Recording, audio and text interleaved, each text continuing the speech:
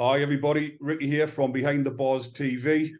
In this edition, we've got another podcast and we've got a guest from all the way up in Glasgow. And his name is Kris MacPherson, and he spent 20 years in the Scottish prison systems.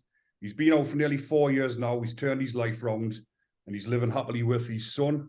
But he's come on today to share his story because Kris come across us on YouTube. He's seen some of my YouTube videos and he reached out to us and I says, we'll get a podcast up and running. And he's got a lot of interesting stories himself, especially one of the prisoners that I've mentioned on my channel, which was Porky, who is one of Scotland's most notorious prisoners. But we'll get into that further in the video. But what we'll do is, Kris, as I do with all the guests, go back to the start just so everyone can get a bit of an idea about your background and how you ended up spending all this time in prison. But if you just give yourself a little bit of an introduction, where you're from, where you grew up and where you were born, mate. All right, buddy. So my name's Kris MacPherson. I'm 41 years old, and I grew up in a place on the south, this kind of southeastern outskirts of Glasgow. I grew up between my dad and my dad's parents. So my dad moved here when me and my brother were born. But kind of due to my dad engaging in drug-seeking behaviour. He was only 17 when he had me and my brother, but by the time he had me, he was 17, so he'd had a kid the previous year. Didn't meet my mum until I was like 11, but kind of wish I didn't meet her. Was it your dad that brought you up then, was it? I would say more my grandparents than my dad, but obviously I grew up around my dad a lot as well. Do you know what I mean? But he wasn't a bad person, but he wasn't much of a dad as well. Do you know what I mean? But at the same time, he was having kids really young, so you can kind of look at it like kids having kids. 17-year-old guys. You're still growing still at that age, you're still getting life experiences at that age, you know, so it's yeah. Exactly. You grew up in? So the place I grew up actually is called Cambuslang, right? And that was considered like a suburb of Glasgow, and then in the late 90s they moved the boundaries. So there's like all these places in Glasgow, like even Drumchapel, which is quite a notorious area in Glasgow, now comes under like East Dunbartonshire or something. So the local authorities moved all the boundaries, but it's to me it's still the same. Do you know what I mean?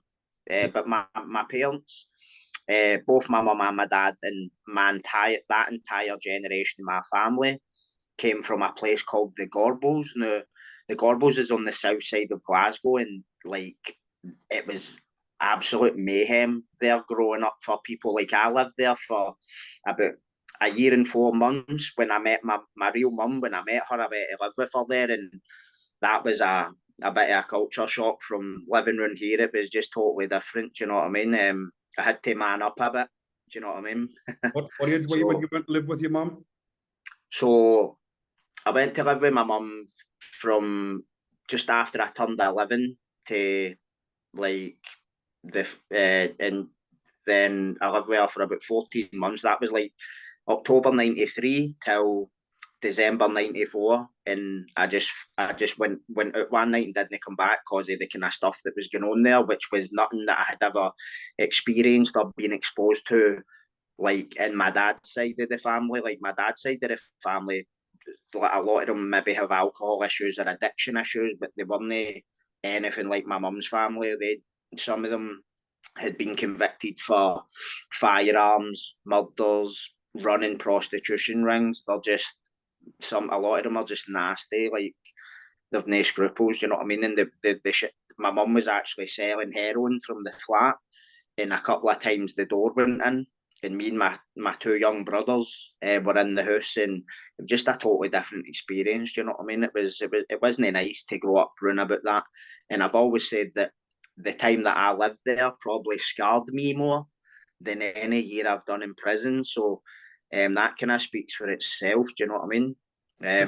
So like obviously when people hear about prisoners, and a lot of people that haven't been to prison or haven't lived our lifestyle or lived that type of lifestyle can't understand it.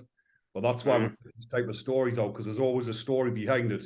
And obviously the way Kids out there right now living that, they're probably grown up in a similar environment right now and probably don't know who to talk to, who to turn to, and maybe hearing something like this will maybe go, do you know what, I'm not going to go down that road. You know what I mean? Leading up to 11-year-old and before you went to live with your mum, what was life like then?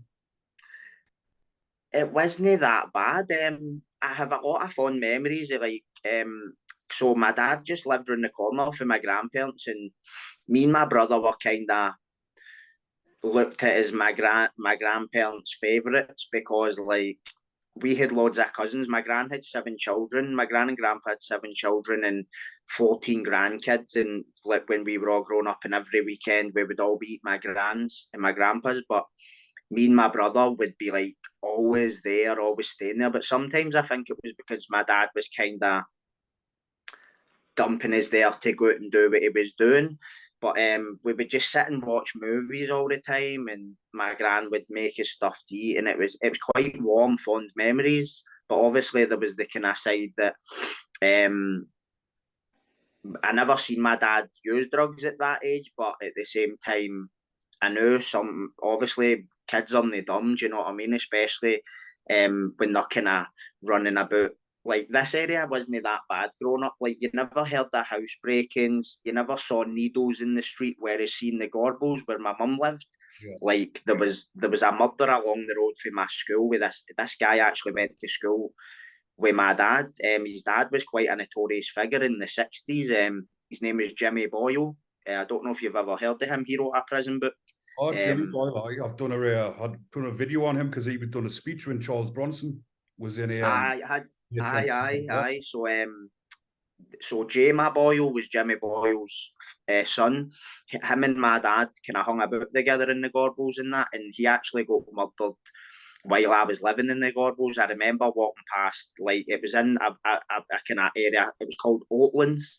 It's kind of older part of the Gorbals, and it was, I remember seeing it in the news and hearing my mum and that talking about it because they knew him as well, do you know what I mean? Because they're off of that area. So, but around here, you never heard where I live. I still live here now in Cambuslang, and you don't really hear murders and house breakings and find needles in the street. That would be kind of, it's still got its issues, but it's not that bad, you know what I mean? I've heard of a couple of different areas up in Glasgow. Is there one of them is Postle Park? Is that anywhere? Is it possible? It's not near me, but I know where exactly where you're speaking about. I remember in the young offenders. That's a rough area as well, isn't it? Probably half the gangsters in Glasgow come from that area. So that's the rough end, is it? You don't want to be messed. That's probably an area where high crime rate, high kind of drug and taking drugs, a lot of selling drugs, a lot of in the no be a lot. Probably I remember seeing in papers and meeting people who were they were buying shops up there, and you were reading about it in the paper, the shop was getting busted. Now I'd be looking and going, how can a shop? I was only a kid, but I'd be reading the papers and thinking, how can a shop get busted for what they were doing? It was they were organised crime rings. There's a lot of kind of that bit stuff going on up there. But yeah, bad area. So leading up to 11-year-old before you went to live with your mum, were you getting up to mischief then? I mean, I would say young'uns living on estates like that, you get up to bits of mischief, out shoplifting, setting fires. Yeah. So basically, we used to. So my area is separated from this other area by a dual carriageway, right? And these boys went to a school that was adjacent to my primary school. There was just a waist high fence separating these 2 schools.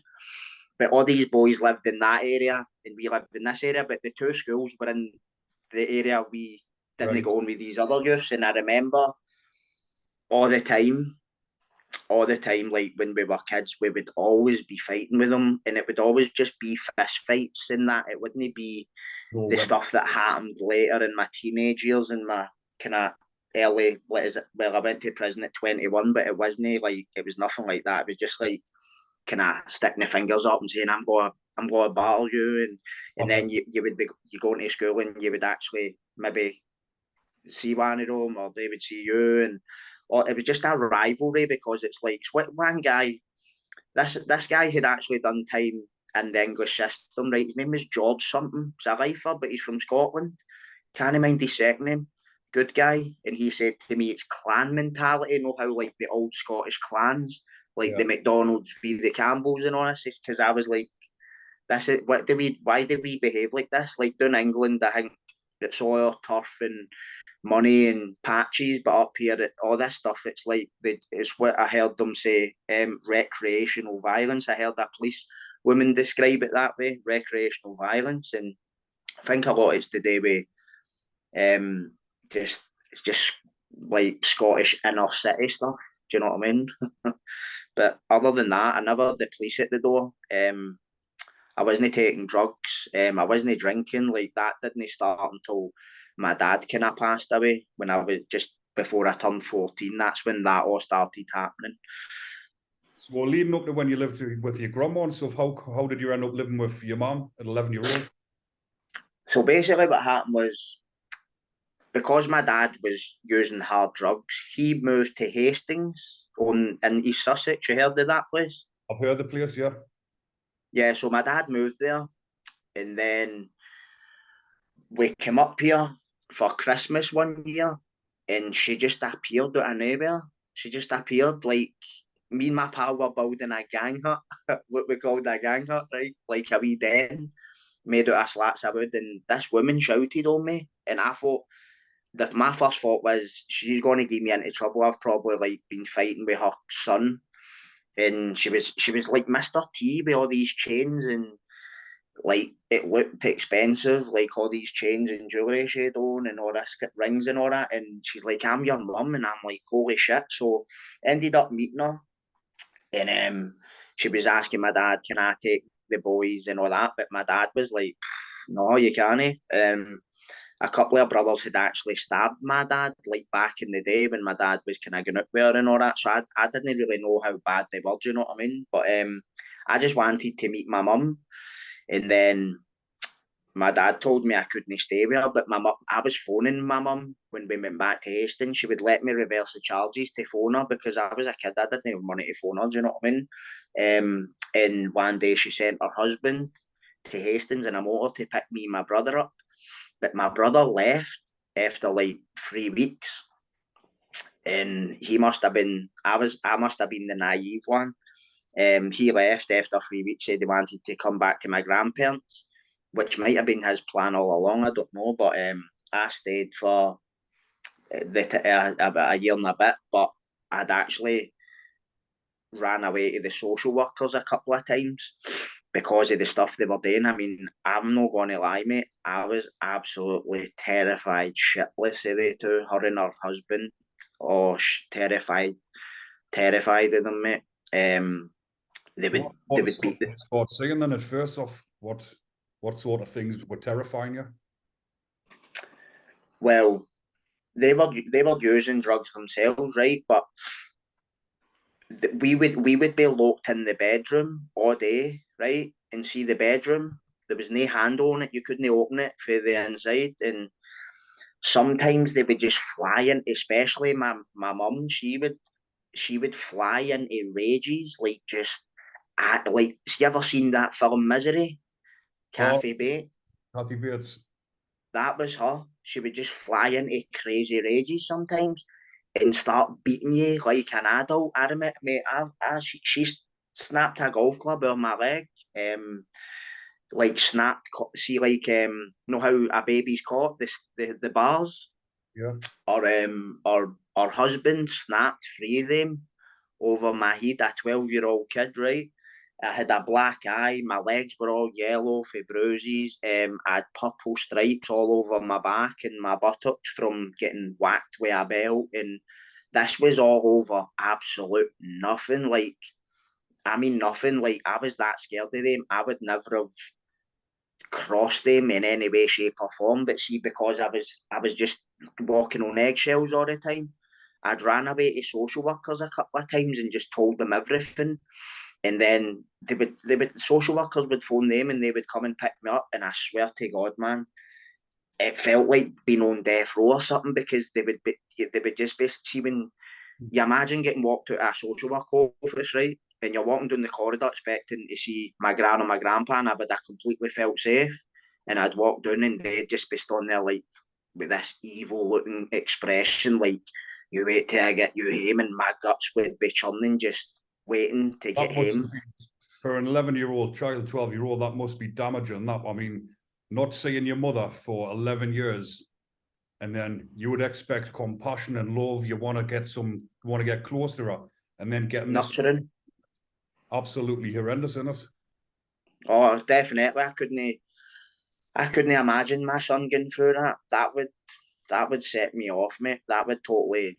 I would go nuclear if somebody hurt my kid like that, and I couldn't imagine my son growing up in that kind of environment. You know what I mean? So that's why I do everything I can to make sure he's going to be the person. He's not going to go through these experiences and all that. And don't get me wrong, I felt that in some ways, like I would go into school and start drawing pictures of cops with knives in their heads and all that. But to me, that was me.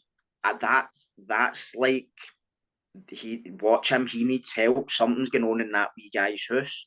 And to me, like being where I've been, like and probably I know you've kind of experiences of growing up in the schemes in that the states and that you're selling stuff, but you would know yourself. You see, as a parent, you have to do everything you can to make sure that child is safe and no being hurt in any way, shape, or form. And to me, that is the highest calling that I have to make sure my kid never has to experience anything like that. Do you know what I mean? So I guess maybe I learned how to be a parent Yeah. through watching my own parents, which is quite ironic.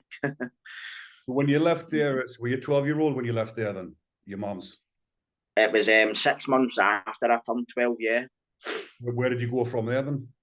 So basically, she sent me to the shop one day, and I didn't come back. I walked from the Gorbals to Cambuslang, which is a 12-year-old is quite a feat. So I was just that determined to get to my grand's in a place of safety. And when I got to my grand's, my grandpa took me back to Hastings to live with my dad. But when we went back there, I felt like my dad he was just treating me completely differently from my brother. Like it was and I was resenting him for it. And then he'd fell out with his girlfriend. They have 3 kids together, who still live in Hastings. And my dad and her were kind of on the rocks because we kept asking, please, can we go back to stay in Glasgow? Please, can we go back? And they would never let us. But see, when they were kind of falling out, they let us do it. And I always think, like, that's a bit convenient. But I wasn't caring at the time. So in the summer of 1995, my dad brought us back here, and we've been here ever since. Come back with your dad. No, I so Did your dad when I left. You went to live with your dad up back to where you're at now? No, my dad went back. My dad came up here, dropped us off at my grandparents, and then went back to England. What happened leading up to your dad's death then? What happened with the circumstances? Yeah. Oh, so basically, there's a lot of kind of ambiguity surrounding it because I got all the paperwork when I was in prison because this was a huge part of my offending and what was driving my offending. Where was your So dad? basically, Was your dad what's that? Was he down in Hastings when it happened? Yeah. He went back to Hastings. So his brother and his sister died. I see my dad's brother, my dad's sister, and my dad. They all died within 13 months of each other, and they were all in their 30s, right? My auntie died of cancer, and my dad and my uncle died of like drug-related incidents. But the one with my dad, even the coroner said it was a suspicious death because he was hanging about with this guy, right? And this guy had introduced my dad to a third party who my dad had ended up stabbing the guy. My dad had been charged. And when my dad got bail from the police station, they were like, oh, let's let bygones be bygones, forget about this and all. And then the next thing, my dad was found dead in a bed sit. And there was a couple of things that were just weird about it. The pathologist said that the body had been moved like round about the time of death, like as if they'd moved the body onto the bed or something. So he'd basically choked Tony's vomit. And basically the guy who my dad was last seen with had went to this girl who he knew, who also knew my dad, and he was like, oh no, my life's over, I've done it again. Now the hair's in the back of my neck were standing up, right, reading this, because my gran had told me this years ago, and I really didn't believe it because it sounded too incredulous to be true. And I heard a copper once say the easiest death, the easiest murder to get away with is by killing being a drug addict, drugs. And I think that what basically happened was my dad was full of Valium and alcohol. And when he's been lying he's been lying down or something, and the guy's put a needle on his arm. And I have the statements, the CID statements, the pathology statements. I wrote to the coroner when I was in serving that sentence. And basically everything my gran told me like 30, 25 years ago was all accurate. And I don't know how the guy left the area as soon as this happened, which is quite suspicious because, as you'll know yourself, different counties is different police forces, so they might not share information. But he died as well, so I'm a bit caught up to him, not him. So obviously, like you're saying, if you're living back up in Glasgow at this point with your grandparents, is this is this when things started turning for you after you've experienced this?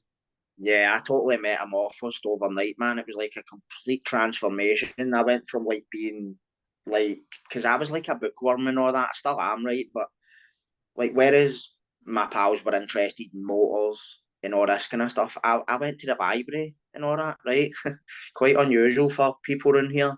No saying, do you know what I mean? Like knocking them or anything. Just nobody likes books really. Nobody I know, and I just overnight that it was the rage.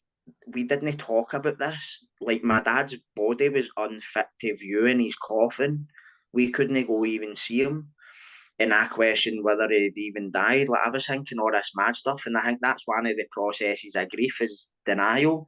But after that, it was like I was carrying weapons constantly to school because the high school I started up here was like there was like 6 different areas with their own like gangs, and I was carrying knives to school, using them in the community, using baseball bats, having them used on me as well. So it wasn't a one-way street. First time I was nearly murdered, I was 14. I got 80 stitches in my forearm, like microsurgery, and nearly had my left hand, my three fingers, my middle, and my ring finger, my pinky were nearly cut off. What happened there? Just Did you machete or something? No, basically, do you know what, Ricky? It was my own fault. Do you know what happened? I'd got out of the young offenders, and I was going with this lassie from the opposite side, and there was these 2 guys who were just harassing her constantly, and I was walking through their area one day, and I'd been drinking, and I bumped into the 2 of them. One of them I knew from school. He was in my class, and I was like, "Oh, hi, what you up to?" and being nice to him. And I started an argument with my girlfriend to get her to leave. And there wasn't a conscious decision to assault anybody. But what ended up happening was I was sitting with them, and by the time I was on like my 3rd bottle of Buckfast, as soon as I drained the bottle, I whacked one of them in the face with it. Now the guy that I knew was standing directly behind me with this big crocodile Dundee style knife, and I heard him saying, "What you effing doing?" And I turned around, and he was just standing holding it like that. And I was that drunk and raging that I wrapped my hand around.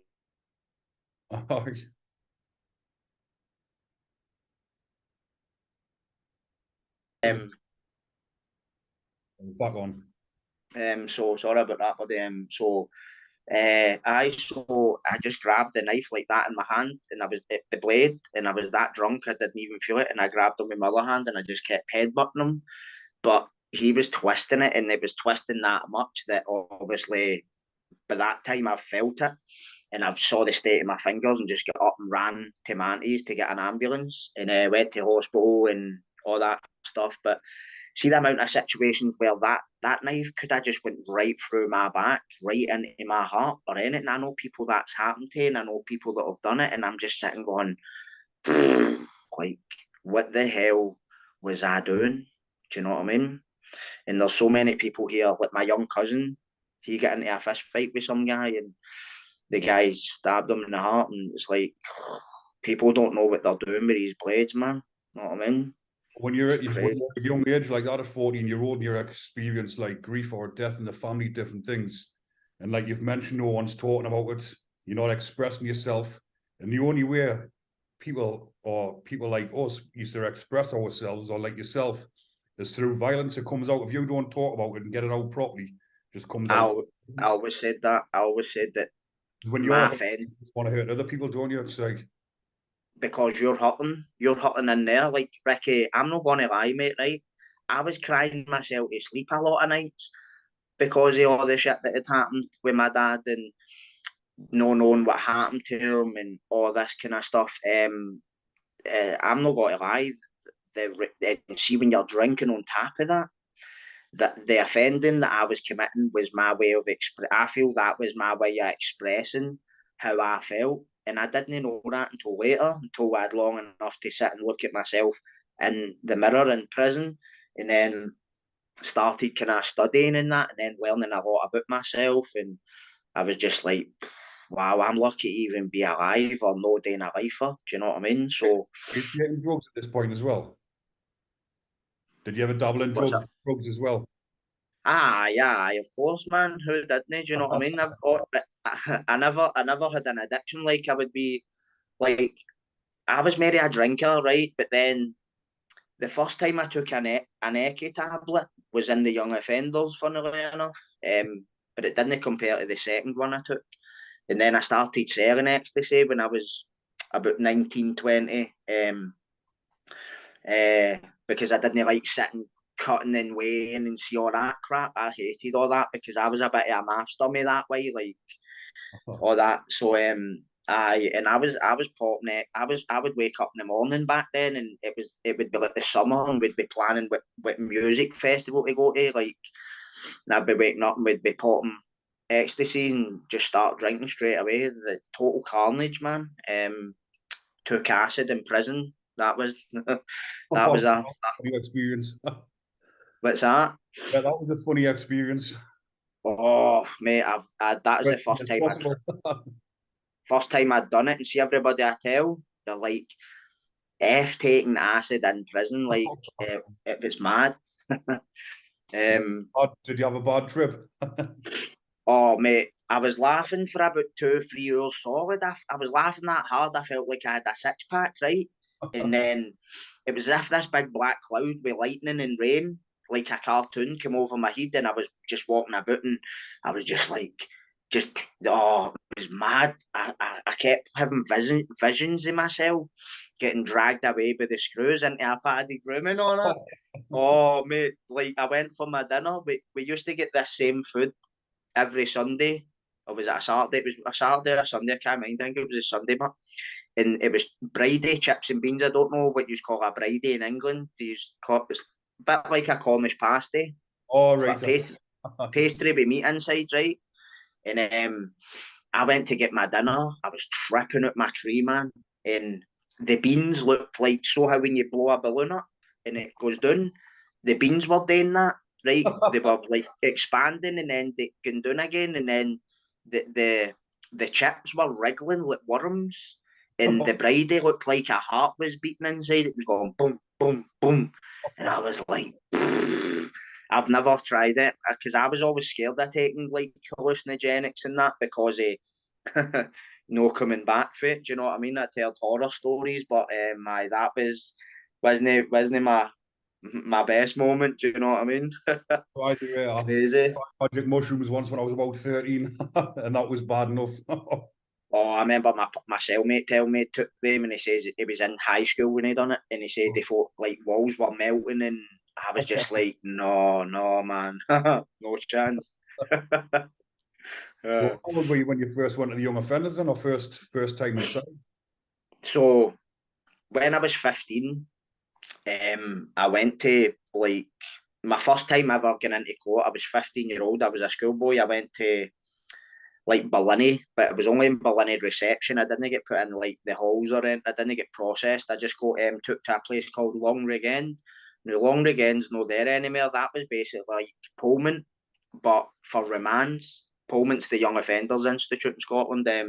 So I went there for like a week, and then because I was a schoolboy, I got took to a place called Carelaw. Carelaw is no part of the prison service. It was a secure unit. Right. I was in there for a year, and because I was always like fighting, committing assaults, and like fighting with the staff, I went to Pullman. I asked to go.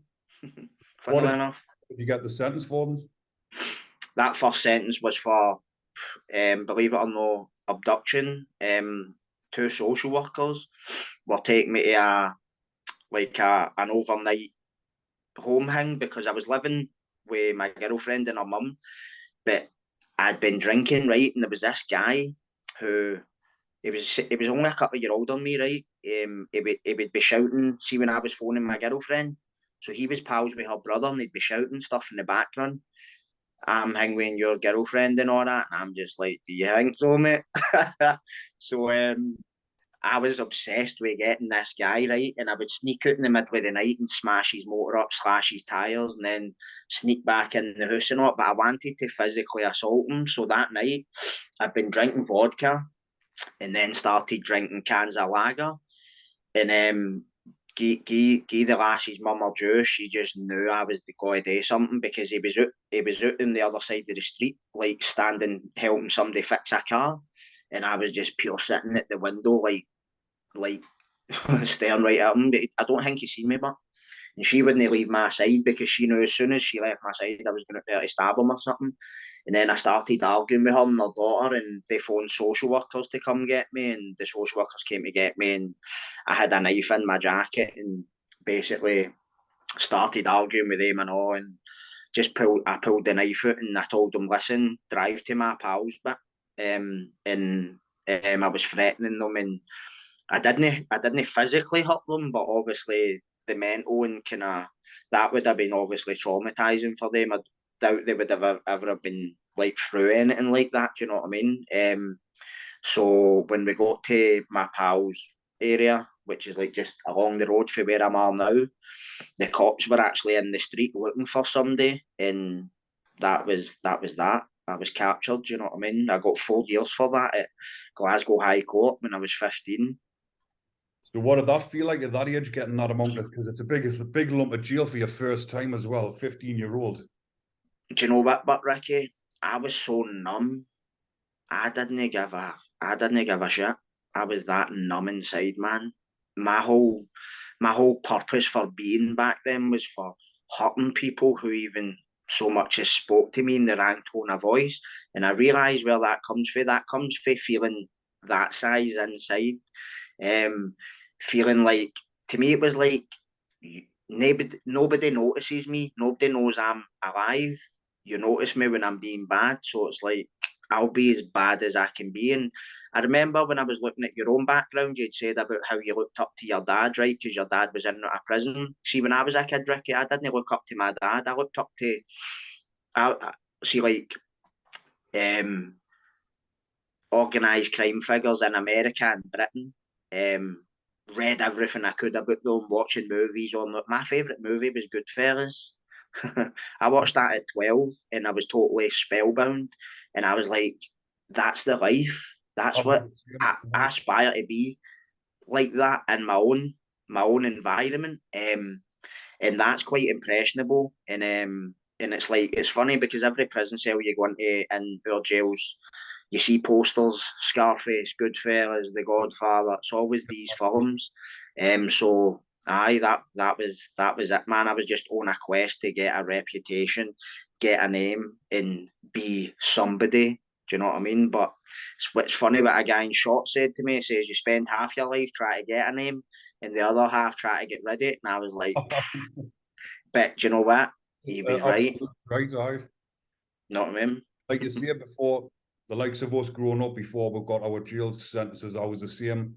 you're wanting that big reputation, you're wanting people to notice you, you're wanting to be the man in the area. And not until you're actually mature, when you're in prison, you come out and you're thinking, oh, that was just bullshit. So like you've just mentioned, you're trying to do it the other way and you're spending half your life. It's the first time I've heard that saying, but it's absolutely right, isn't it?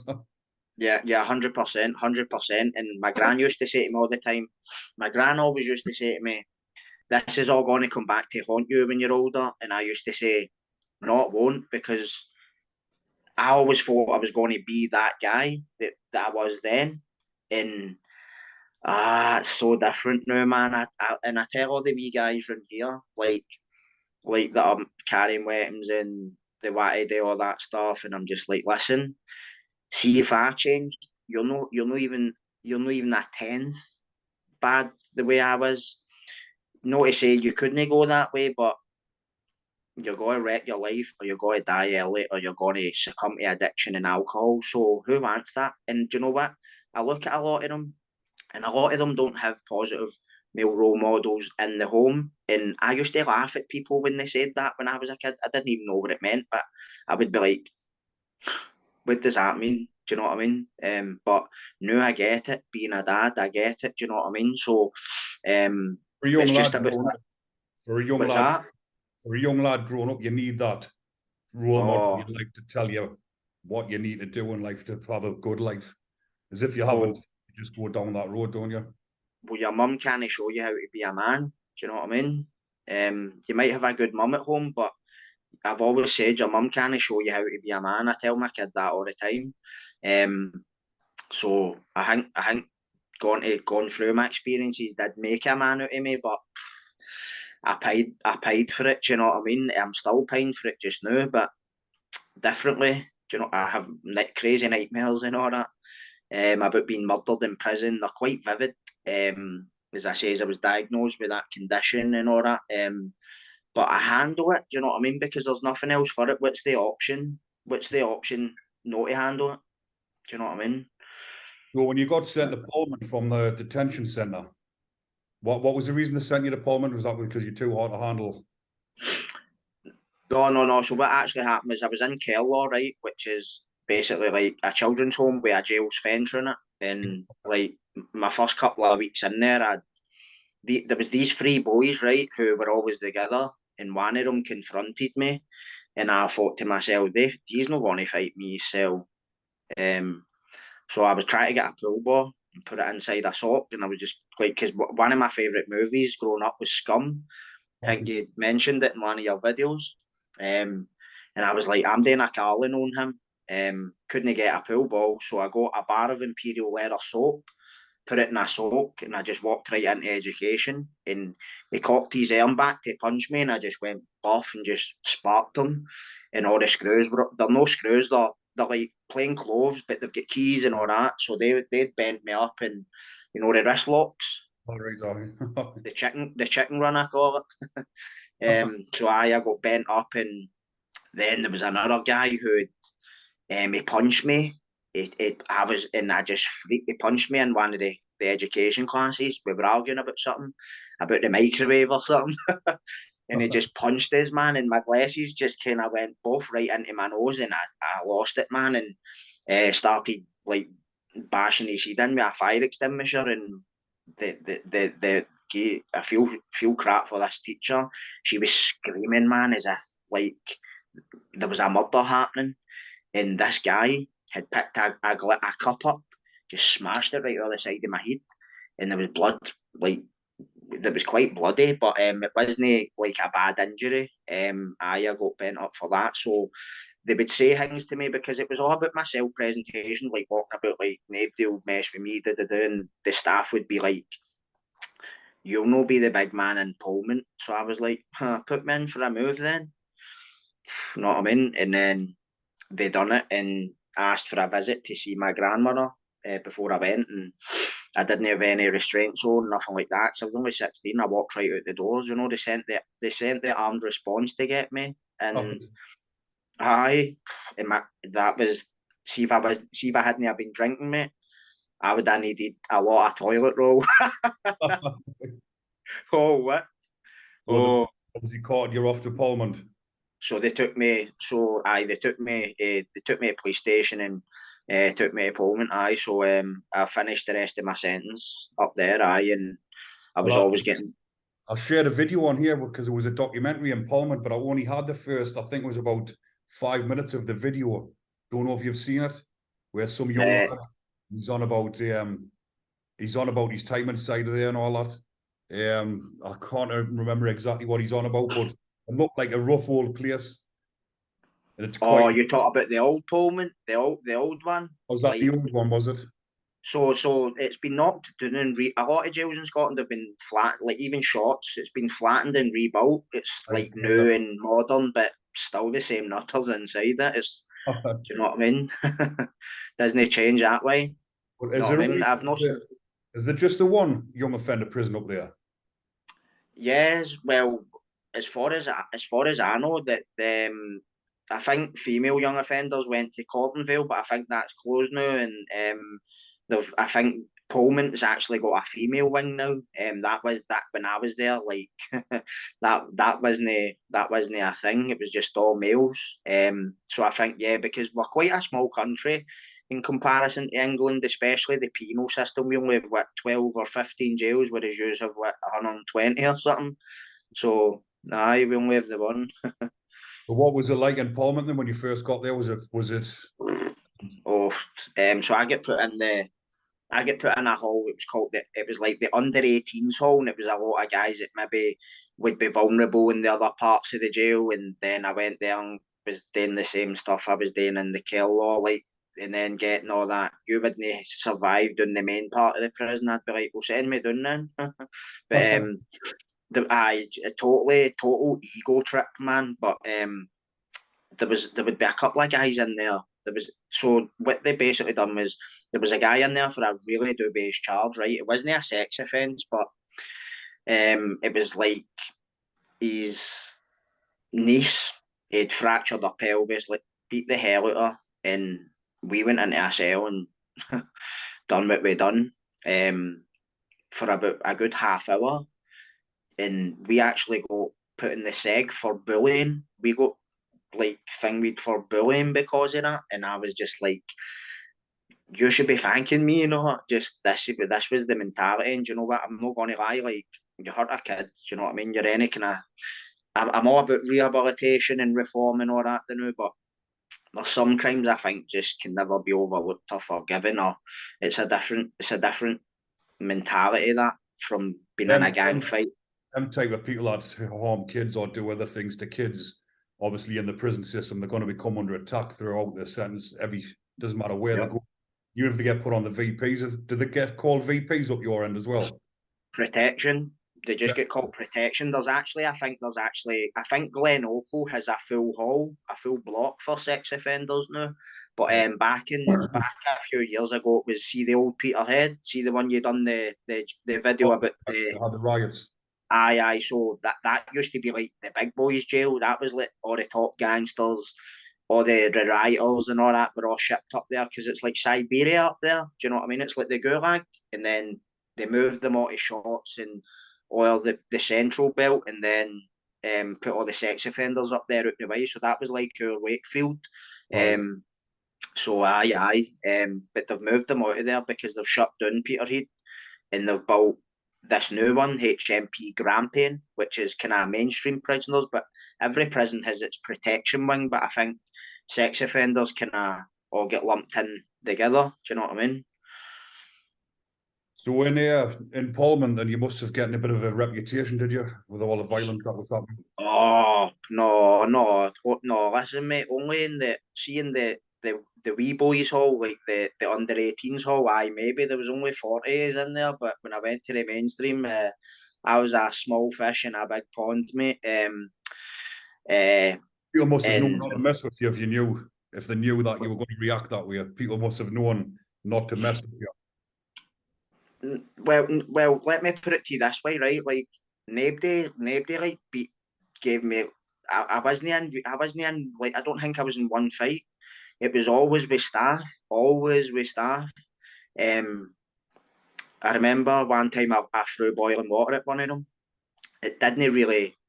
hurt him. It got him in the hand because what happened was my pal had somebody who had been stealing phone cards ended up getting stabbed in the rec room, and there was 5 years who got ruled up for it. So the CID came into the prison and they were calling everybody out, and they were like that to me. Do you know so and so? So say you were my best pal in prison. Everywhere you go, I go. They're asking me, do I know you? And I'm like, never heard of the guy. And I don't know what answer they were expecting, but I think they're like, oh, we'll be speaking to you later, as if we know your line. I'm like, aye, whatever. But we get ruled up for that. Ruled up, I don't know what you call it. So it taken out of circulation. Oh, And yeah. So we were doing the block for like. I got out of the block after a month and was back in the next day, man. For that, yeah, for threatening staff, with the boiling water, because I was like, because I think he just hated the way I was strutting about. And there's this thing that some staff and the young offenders want to bring the youngest one who thinks he's the biggest one down a peg or two.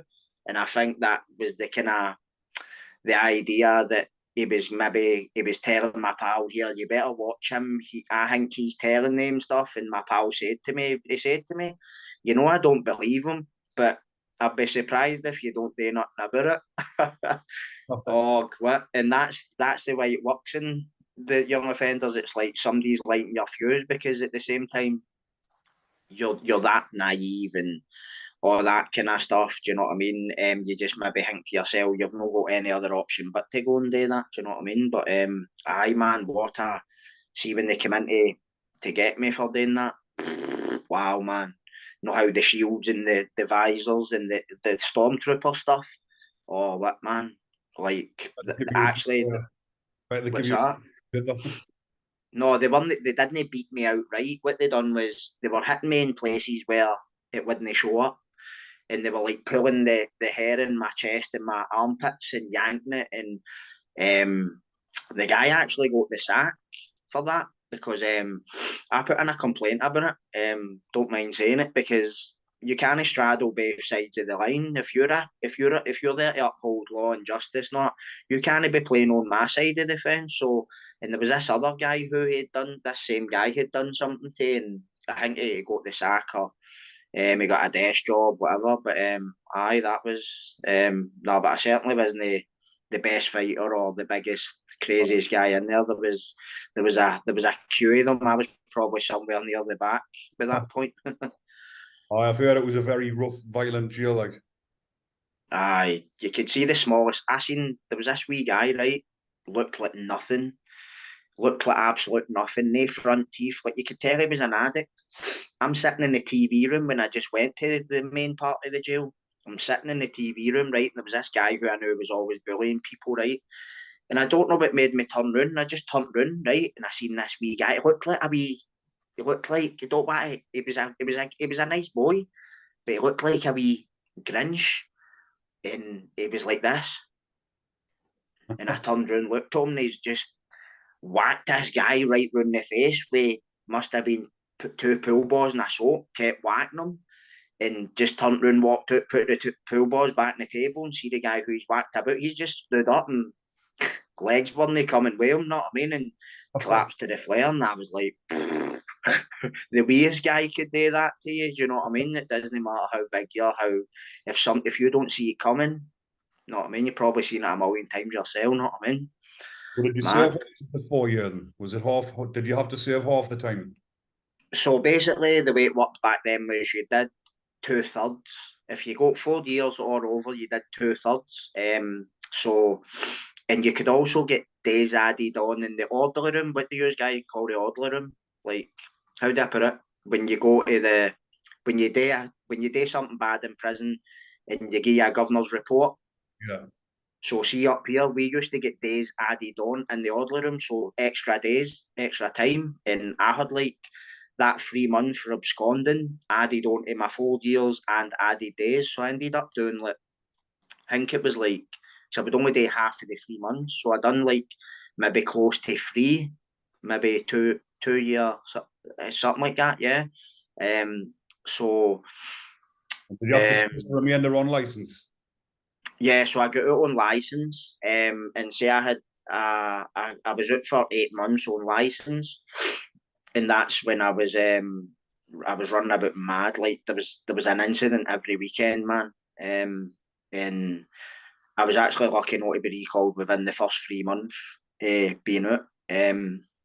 So what happened was I was fighting. What ended up happening was there was always incidences. I was saying, right, and the culmination of that was I was fighting with three guys for another area, and I came off worse. I had to go to hospital and get staples in my head, and there was one of them who it was pals with my cousin, and I just couldn't stop thinking about him. And I'd went back a week later and stabbed him in my cousin's house, and I got recalled for that. So say I had 6 months left in my recall, 7 months. I went back and done that, and then on the day I was meant to get out, they took me to the police station and charged me with 3 serious assaults, but it was part of the one incident, the one indictment. And I got a gate arrest and went to Berlin for a week and then got bail. And but that indictment got dropped. But the other one, the guy that I'd got recalled for, I went to trial for that, and the sheriff gave me a break, gave me probation, community service, and then I just continued the way I'd been before. I thought I was the Teflon Don, do you know what I mean? Got away with that. And then the incident that got me the 16 years happened about a year later. And that was it. Game over. So what was it like in Berlin? Then what age group is it? Is that from? Is that from 21-year-old? That Yeah, so Billini's like the adult prison up here. That's like the main. You've probably seen pictures of it. It looks like what you would expect, like how one of these kind of old Victorian penitentiaries that you see in these American films. Like it's like when you're seeing it, it's quite. The first time I seen it, I was actually 12-year-old, and I actually thought like that is impressive. I don't know why I thought that. Just like wow, like that is like an eyesore, but look at it. It's like overwhelming a bit. Do you know what I mean? something is drawing you towards it. Aye, but I mean, when I went there to do my 16 years, I was just kind of figuring out the lay of the land. But by the time I got sentenced, like the one hall I was in, there was like 7 slashings within a 3 day period. That was quite high. You're lucky if usually if you hear a one a week, one a month, that's a big deal. But because I was counting, and some of the people that had done them, I knew them, and I was just like, what's going on in here, man? Do you know what I mean? Is this what my life's got to be about now? Do you know what I mean? All in he's got the name. Couldn't. All in he's got the name as one of the most notorious and roughest prisons in Scotland, hasn't it? Aye, well, it's not Is it a like remand field as well? Because that's where you go when it's you. yeah. There's remands and there's convicted. Yeah. But the inflow and the outflow of that jail is it's like an airport, man. Do you imagine the amount of people in and out of there on a daily basis? Do you know what I mean? You could be sitting in that reception like 4 or 5 hours before you even spoke to anybody because there's that many people, especially after a bank holiday weekend, and there's guys coming off drugs and coming off the booze, and they're on a mess. Do you know what I mean? And they're chasing the nurses for meds, methadone, or whatever they're looking for, and you're just like, geez, man, and it's just dirty as hell, man. Just dirty, filthy, man. It's a bit like Durham Prison, my local. That's where I went when I got remanded. Well, after I went to the young offenders, I went to Durham. And it's the same sort of thing when you go in, you get off the sweat box and you look up and it's like an old Victorian prison and you're thinking, fucking hell, what it was. Aye, aye. But see, the funny thing is the first time I went in when I was 15, I was actually like thinking to myself, I'm a made man now. I'm getting my stripes, like, and I'm like, I think back and I go, what the was wrong with you, man? You were 15 thinking that way. I too many books and films and listening to the wrong people. Do you know what I mean? And there's just no good can come of that. Do you know what I mean? And there's no life in it. How many people actually successfully get through a life like that? Even if you make it into that league, who actually gets away with everything? Nobody. If you get away with everything, I'd be questioning that. Do you know what I mean? No good. But when you got there, was it a 16 you got, did you see it? Aye, so that was 2004 I got sentenced, yeah. So it was 10 years with 6 years extended licence. So what that means is you've got a 10-year sentence, you'll do 6 years, 8 months. But if you do it in that next 9 plus whatever years, you're going back to do the rest of it. And that's basically what happened. I got out after 6 years, 8 months, was out for 14 months and went back for 8 years and a bit. Yeah, but I started off in Berlin, then I went to Shots. Shots was good. I know you just mentioned a little bit about it before, but what was the offence that you got it for? Was that a stab? Attempted murder and serious assault. Basically, I got into a fight outside my local pub. I walked out the pub to go across the road to the Chinese. Got into a discussion with two older guys, and I was trying to stop carrying knives at the time. So I had a pool ball and a golf ball inside a sock, because see, sometimes when you're swinging that, if you just use one sock, it was ripping and the balls were just flying away and you're left with, you know what I mean? So I was trying to stop carrying other stuff and I had that in my pocket. So we started talking and we were all drunk and one of them was just like in my face, the older one. And I says to his brother, you better get a grip of him or I'm going to bust him. And the guy just hooked his man and that was it. And a couple of my pals have come out the pub. We're all in the car park, we're all scrapping. And we've just overwhelmed them. They couldn't. There was maybe about 6 or 7 days, just overwhelmed them. And then when the guy was on the ground, the main one who hit me, when he was on the ground, I whacked him a couple of times with the pool balls, and I was saying, "Say sorry next time you see me. I expect you to cross the other side of the road. Don't even look at me the wrong way." And when I walked away, know how what we call the young team, the youngers, one of them had seen all, they were all watching this for somewhere, and when the guy was on the ground, one of them went there and poked him with a knife a few times, and police came from everywhere, and he, funnily enough, got captured. Me and two of my pals got caught, and they get 7 year first offenders. But I'd said to the wee guy who actually used the knife, I says, "Wee man, you're using a knife, you should be putting your hands up to that," because they two never really done much. Me and you're getting sentences whatever way you want to look at it.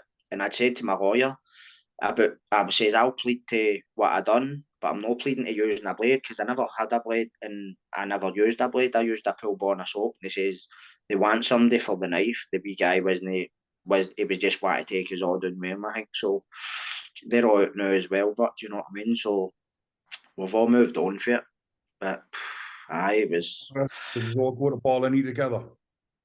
No, well, the wee guy at 16 went to Pullman. In fact, my two pals, I just turned 21.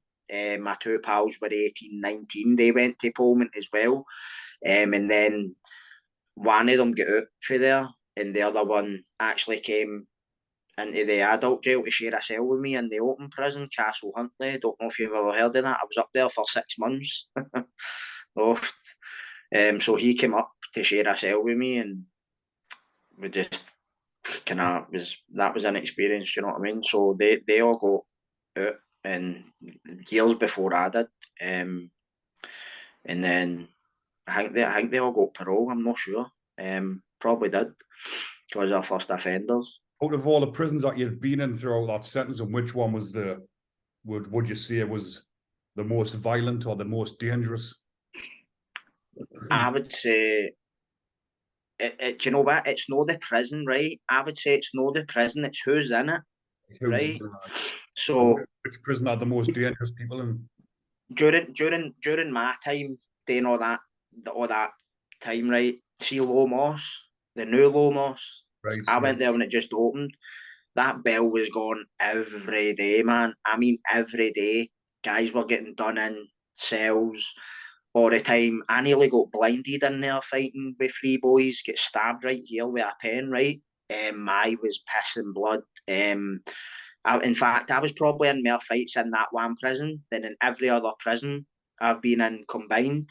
Now, I think that's because there's a lot of young boys just starting lifers, right? 21s, 24s, and they're still listening to the techno, dun, dun, dun, dun, dun, dun, and they're all want to get fully, and they're all still got that piss and vinegar mentality, mate. Do you know what I mean? Whereas I was just wanting to hit the books, and obviously sometimes I'd smoke weed or I'd pop tramadol, but I wasn't walking about like I thought I was a ticket. But people always shots has a really bad reputation, and I think just now, I've not been in the new shots, but obviously there's kind of a lot of your organised crime groups in that. That's where a lot of them go, or sometimes what they'll do. That's What's for that? long-term prisoner, isn't it? Like shots.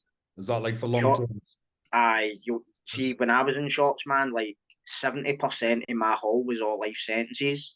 Um, See, doing a 10-year sentence in shots, that's not a big sentence. It's funnily saying that.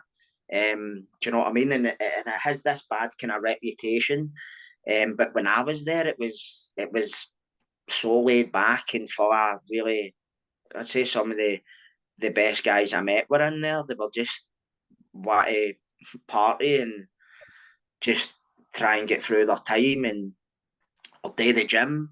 They weren't there wasn't a lot of there wasn't a lot of kind of guys getting done in when I was there, and you heard about it. There would be fist fights, and Yeah. then they would shake hands after it and all that. But you never heard of all this like three people getting in a cell and butchering somebody or whatever. But obviously that has happened up there. Do you know what I mean? But when I was there, it was quite That was a bit like when I went to Franklin, which is a high security prison when I was aye aye. 21 year old. And that was the same. There wasn't that much trouble in there. Everyone seemed to get on with the time. Used to have the odd parties, not on the hooch and stuff, have a good laugh. But when it did go off, it went off like properly. Aye. People getting hot oil tipped over them, stabbed in the neck. It was like serious violence. But it wasn't Aye, aye, only now and again. So it sounds aye, like what shots was like. aye. So obviously, I've heard, I've knew about Franklin for quite some time because there was a guy who's quite notorious in Glasgow had done a sentence down there. So that I think that might have been the first time I heard about it. But I know that is quite a high profile, but it's as high security as it gets down there. Do you know what I mean? Yeah, that would have been Paul Ferris, was it? Because I know he's got a Aye. in So there. I was actually his brother was actually in my section when I went to shots, but he got moved. I think people like that are always the target of the staff. Like if you've got somebody like that in your jail, I imagine the intel unit that would be people they're interested in. They're not going to be listening to my phone calls or whatever. Do you know what I mean? So we grew up reading about Ferris. Man, he was always in the papers and.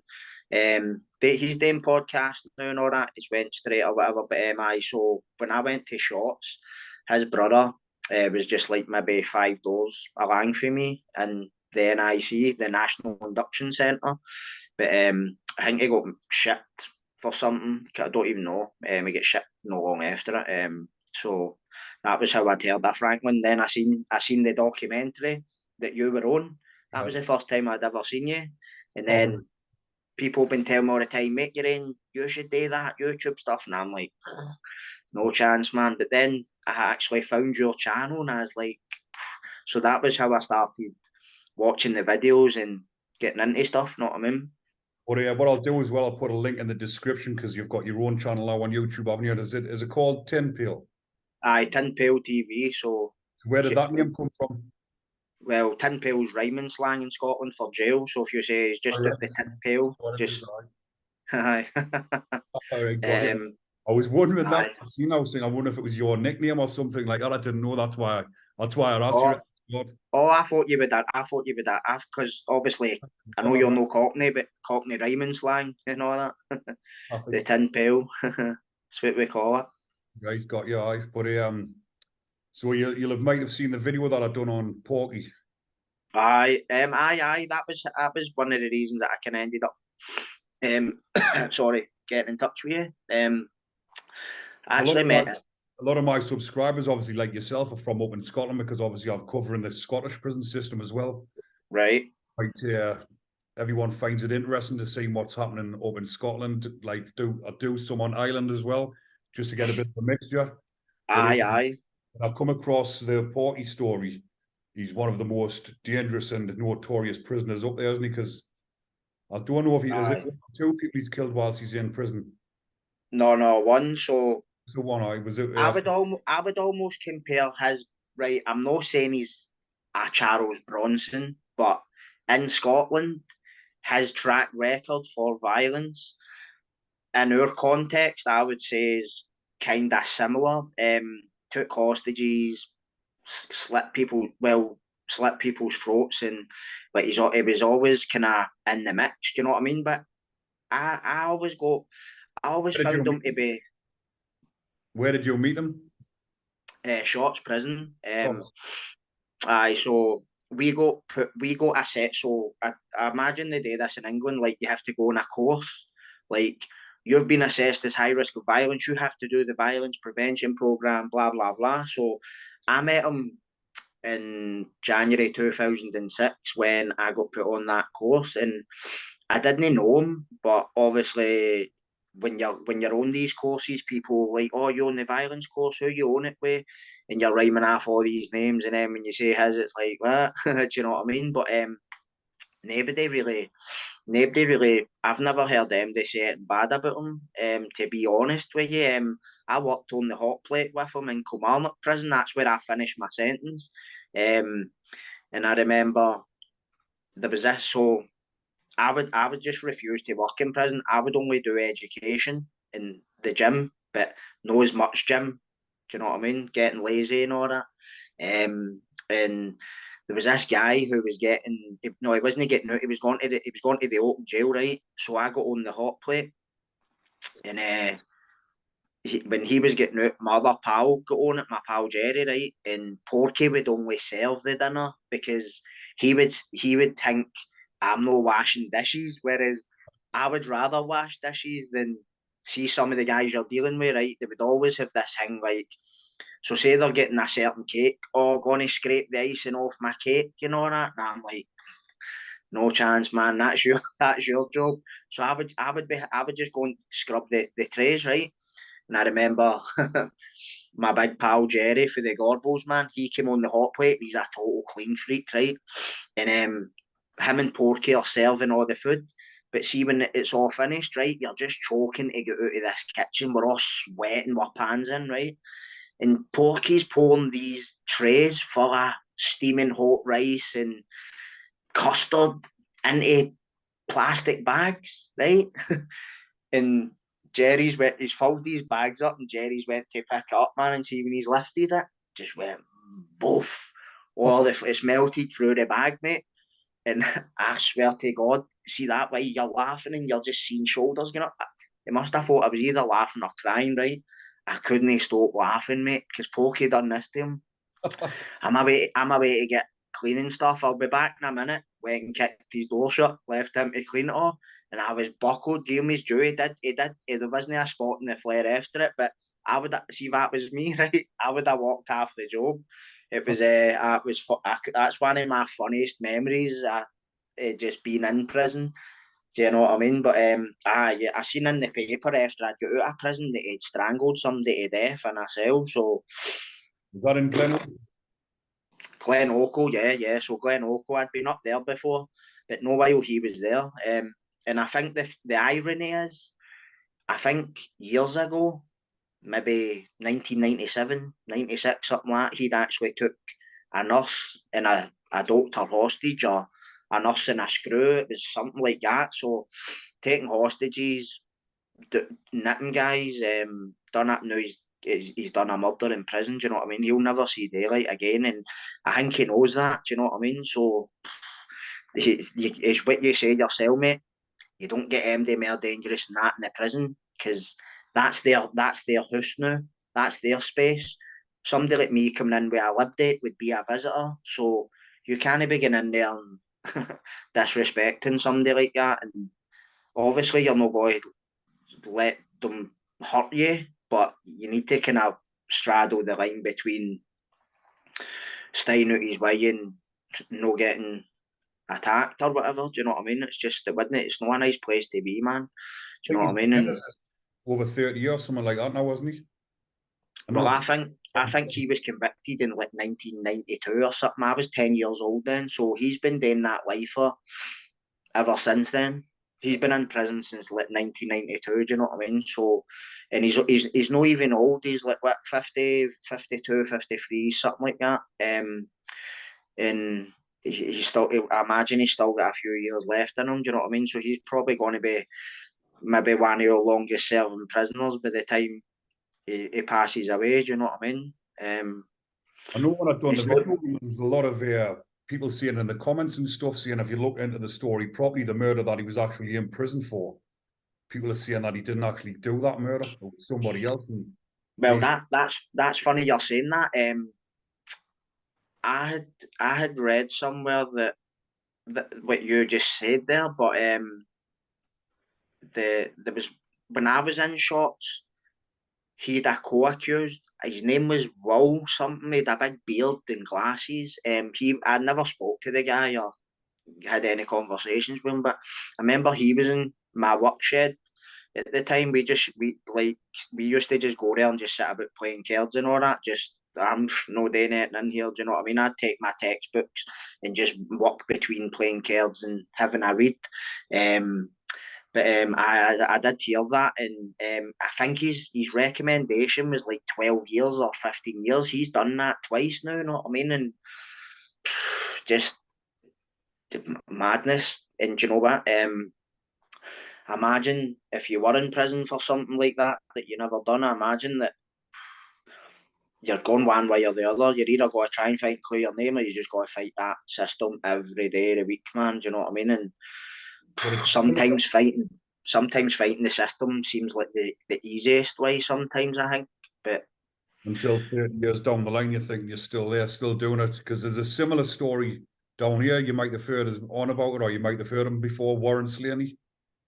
I'd never heard him until I seen you put a video up about him. I'd He's never heard him before. the equivalent of what Porky is up there down here. He's got the biggest name in the system. He can handle himself, he can fight.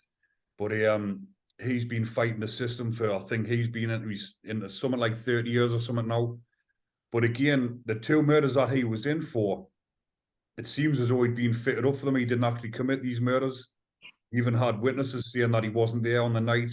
And the witness statement saying about the person that done the murder was putting him saying like 6 foot something, where Warren's only like 5'10" or something like that. Right. So it seems he's fighting the system as well, because he's in for something he's never done. But 30 years down the line, he's still category A, and he's still in the segs, still trying to fight it. That sounds like the polar opposite of another case of a guy I know for shots. His name's William Gage, right?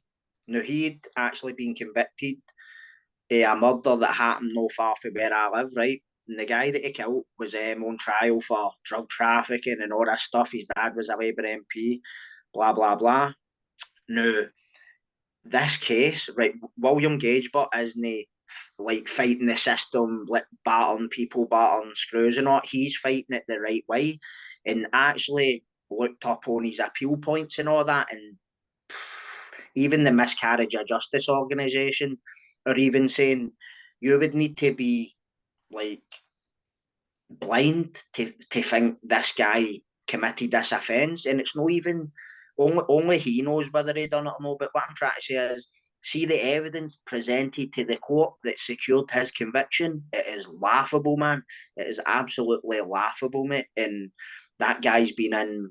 He got sentenced just a couple of months before me, so he was in shots when I went there. Good big guy, you know what I mean?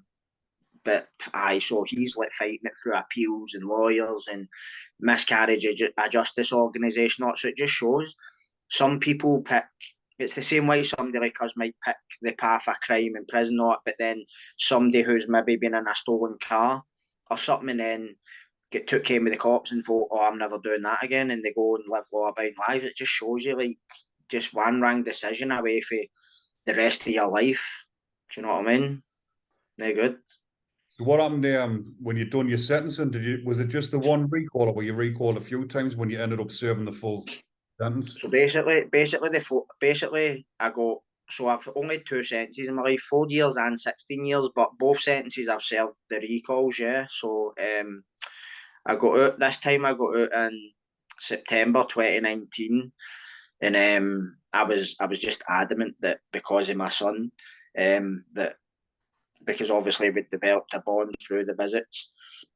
Sorry, oh, and basically I just thought, nah, I need to do everything I can to make sure this wee guy doesn't grow up to think my dad's cool, my dad's been in jail, my dad's been stabbed and stabbed people, see all this, because there's people who they look up to, people like that, and I know that, do you know what I mean? And done it myself, You do were you know what telling I us mean? before we started the podcast, you were talking about when you were mentioning about your son, you got recalled, didn't you? And was he born Oh, whilst you were in prison? he was born 2 weeks after I got recalled, 2 weeks after, and I got back out like 6 weeks after his 8th birthday. And it was see now, but he's just started high school. He's been I've been taking him to karate twice a week. He's nearly a junior black belt karate, but he's such a loving and he's such a loving and well mannered kid. You but maybe wouldn't think he was my kid through that, but great kid. I keep him off the streets. Can I?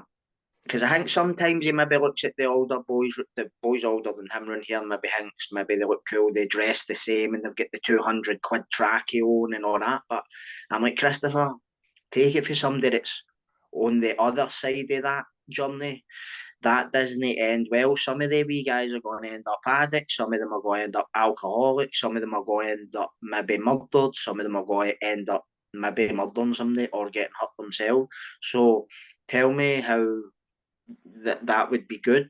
Do you know what I mean? So maybe the fact I've been through it and I'm sitting here now is maybe going to break the cycle for my kid. Do you know what I mean? Because in my family, this has been running. This has been running for generations. Do you know what I mean? So like it's just like my brother. My brother's a bad. He's bad with the drugs, right? And he lives just down the stairs from me. And I say to my kid, look at Uncle Paul. He could not. He was like One Punch Mickey back in the day. Like he's Ricky. He's see compared to me. Like I'm quite stocky. He's pencil thin. He could knock me spark out with a punch back in the day, and now he's just wasted with drugs. And I say to my kid, look, that's how you'll end up. If you start all this, look at Uncle Paul. Like he could handle himself back in the day. Nobody would mess with him, and now look at him. Know what I mean? The wee guys at 14, 13 would say it about him.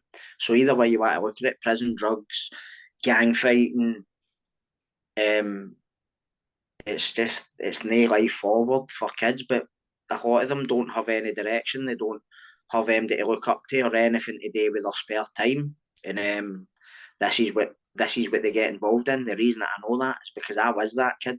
I was that kid one time. Do you know what I mean? So So just going just back a little bit, when you got your recall, how come you ended up serving all of it, or could you not have the chance of getting out? Can you get paroled? I would like to know that, Ricky, because I could, so being an extended sentence prisoner, I could go up for parole every 12 months, but I wasn't getting it. I was getting nothing, man. And it kind of pissed me off because obviously when I first went back to do the recall in 2011, it was for arguing with somebody in a shop, right? Arguing with a couple of shopkeepers. My brother had been in shoplifting and I went in to buy a drink one day with my pal and they started on me and I just lost it, man. Started heavy arguing with them and all that and got recalled and went up for parole. At first when you get that recall, you can go for parole in 6 weeks, but I had assaulted somebody who had come into prison for murdering my cousin, and I think that kind of sabotaged it. But I was kind of fluctuating between this is the higher purpose, all that kind of pro-criminal attitude. And so basically after that, it's every 12 months now. For the first maybe 3 years, I was being a dick in Low Moss. Like, I was playing games with the screws. Like, I'd go up and steal shit off the front desk right in front of them. It was like I wouldn't go and steal it unless one of them was there and had the possibility of catching me doing it. I got a few reports, but then I started getting into fights. And as I told you, I nearly got blinded one time. I got stabbed in the eye socket. And I was just like, but I was still going to my education every day. I was still doing my Open University, but I was living two different lives in there. I was living a different life in the hall and then living a different one in education. So maybe they saw that and just thought, what one of these lives are you going to lead in the community? Are you going to be that guy in the hall, or are you going to be that guy in the education? I don't think I knew myself, because I was like, I'm going to end up doing all this time anyway, and I'll not see my kid. I was looking for reasons to be a dick rather than reasons not to be one. So I ended up knocking it in the head and got right into my degree. I graduated. I was writing papers, like peer-reviewed papers for journals and stuff, but it wasn't doing me any good in the parole sense. And I think maybe the fact that I was coming across as quite, see, I sometimes when I'm speaking to them, I'm coming across as aloof or detached or what they think's unremorseful. So they don't like that. I think they want you to be presenting yourself in a way that's maybe, I don't know, more contrite and I'll never do it again. Whereas I was just answering the questions they were asking. I wasn't getting into remorse and all, because to me, right, they don't own my remorse. My remorse, if I have any remorse, is for victims, people I've hurt. What do I need to express remorse to you for? I didn't hurt you. You're here judging me over again for something I've been convicted for. That was my thinking. So maybe it came across as like kind of he's not ready to go or whatever. And you know what? I kind of rationalised it by saying I have a date on my door, so there's guys that don't. So suck it up and do it, man, and get out, and then you don't need to deal with them again, innit? So what was the turning point for you then? Obviously, you're saying like when you're talking about when you're going up on these paroles now, back then, sorry, and you were talking like this. What was the point in your sentence where you thought, right, enough's enough. I need to get out there and be a father? I think so. Obviously, my son couldn't talk or walk when I went to prison. See, the more we interacted in visits, the more we bonded, the more I started hearing him speak and saying words and being a kid. I was like, I'm not having my kid come to visit me and here all the time, and plus my education did help, right? Because I was like, I can be quite like, I might know everybody in the prison, but I don't talk to a lot of them. I might come across as dead. He's a bit quiet, but it's because I'm always thinking, I'm always reflecting. I'm obviously I had my go-to group and all that, but I wasn't one of these guys. It was like a wee magpie and about everything and talking to everybody and all that kind of stuff. I done a lot of reflecting, a lot of thinking about the way my life was, how many times I came close to dying or doing life, and seeing a lot of people who were in doing life, who had guys that had been in for 2 years after I was born that were still in when I was 25, and I'm like, they're so bitter. Some of them were really bitter, and I thought, that's not going to be me. I do not want this to be my life. I just don't. Do you know what I mean? Like being locked in a smelly cell with like, smelling somebody else's shit, or seeing some guy sitting at the dinner table next to you getting his throat slit. Just nah, man. Just who would consciously want that at our age? Know what I mean? Like, there's got to come a point where if you want something that bad, you'll probably get it, right? And but what I mean by that is like your degree, your podcast, if you want something that bad, you work hard enough, you'll get it. But for that, I mean freedom as well. If you want your freedom, you just need to fight and keep fighting if you want it that bad. And I did. I wanted it that bad. I wanted back out. I wanted to be out here with my kid. And for being out, I've been living a completely different lifestyle. Like I'm unemployed and all that kind of stuff, but it doesn't stop me from trying to better myself. It doesn't stop me from trying to live a better life. Obviously, we all have days where we can't be bothered, or we maybe start like getting that itch. I'm not going to lie, it's happened a few times. Like a couple of weeks ago, or maybe about a month or two ago, my brother attacked me with a dumbbell in my own house. I invited him up for his dinner, and he'd obviously taken something. He came in, he looked sober, but I was having a few beers for the football, and I was looking at him, and I'm thinking he's took Valium or something, and I told him to get out, and he put because I have dumbbells in my hallway, and he put one on my head, and I felt like I was fighting for my life, and he came off worse. But the point is, like, we all have days where we maybe even if you're an addict or whatever, and you get that thought in your head, like something's happened. The first thought is get a drink, go and get a whatever. But mate, for the most part, it goes away. Do you know what I mean? Because you can kind of think of the reasons not to do it. Do you know what I mean? And mine's is my son. Do you know what I mean? Because if anything happens to me, my son's mum's not in the picture. So if anything happens to me, my kid's out in the street, my kid's in a home, whatever way you want to look at it. And I'm not putting my son through that. Do you know what I mean? So how long you've been out nearly? Is it 4 year coming up? Or you've been out 4 year?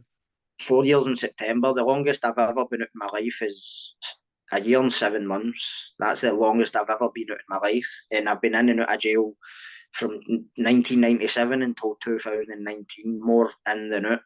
How old's your son now? How old's your son? He's 12. 12, and you're a single parent looking after him yourself now, right? Aye. That there's got to be the biggest accomplishment of your life, then, hasn't it? Being a single parent looking after your son single-handedly, coming out of It's prison. funny because everybody kind of says this to me, and I'm actually seeing this lassie, right, who says the same things to me all the time. Like how no many guys would do that. They would have left the kid with the mum, whether she was an addict or whatever. And I'm like, no, because then if I leave him with her, he's exposed to all the things I was exposed to, and he'll be running about the streets and maybe going out breaking into stuff, stealing things, and then it just progresses. Then they're fighting, carrying knives, getting assaulting people, just being blights on wherever they're staying. And nah, man, I couldn't live with it, my kid. I'll say that right now. I could not live, function. I would probably go. I would go insane with it, my kid. Probably, literally insane. Because you've got a Do you know really what I mean? good bonding, have you? Aye, man, totally. It's almost like I never felt love, like not even as a kid, like what it felt like to love another human being until I had a kid. I had Before I had a kid, I had no concern for my own safety and no concern for anybody else's. I just felt like a heat-seeking missile that was looking for this guy or that guy based on whatever slight assault offence they had committed in my mind or had actually committed. That was my purpose as a young man. And having a kid just totally opened up feelings I never knew I had. I thought I was dead inside. I thought I was literally dead inside, mate, until I had a kid. Not going to lie. It's good to see, yeah, that you've come out, you've turned your life around, and you're living a good life with your son. So, yeah, and that's what it's all about, sharing stories on here to let people see that there is light at the end of the tunnel. Just because we've been to prison doesn't mean we're bad. We'll come out here and we could have a good life, you know. And it's Definitely. sharing the stories and letting other people see it, the life experiences. And like you mentioned at the beginning, hopefully Definitely. some younger lads because there is a lot of young lads that watch me podcast and might see this and think, oh, I might go down that other path now, might change their mindset. You could be that positive role model that have been looking Well, for. hopefully, mate, that there'll be somebody, do you know what I mean, that this might affect in a good way, and do you know what I mean? It's just take it for people like me and you or whoever who's been there and not just been in for stealing a packet of Haribos, like being in serious jails with serious people, man. Do you know what I mean? You don't want that for your life, waking up every day no knowing what mood somebody's got to be in, and if they're looking at you the wrong way, or if they think you're looking at them, and just who wants to live like that on your toes all the time? And some people might be in prison saying, "Ah, it doesn't bother me." Maybe for the most part it doesn't. Do you know what I mean? But there's got to come a point where you're going to be taking stock of where you are, what you've done with your life, and I always say I'm not going to be one of the guys on my deathbed going, I wish I'd done this, I wish I'd done that. I want to be one of the guys on my deathbed remembering all the good shit I done and how I turned it around for where I was. Do you know what I mean? So hopefully, man, there'll be some people that will kind of turn away from it and see it for what it is. It's a rat race. Do you know what I mean? No good. Well, Kris, it's been a pleasure having you on, mate. I'm glad you've come on, shared your stories. But like I've mentioned, I'll share your link in the description, and hopefully you'll get some subscribers. Or hopefully the viewers that are watching this can go over to your channel and obviously see what sort of stories you're putting across on your channel, because it's got some interesting stuff on it. No problem. Thanks very much for having me, Rick. Mate, you've got a good channel on you and keep doing what you're doing as well. And you know what I mean? One day at a time, innit? Definitely, mate. But thank you very much for coming on, mate. Take care.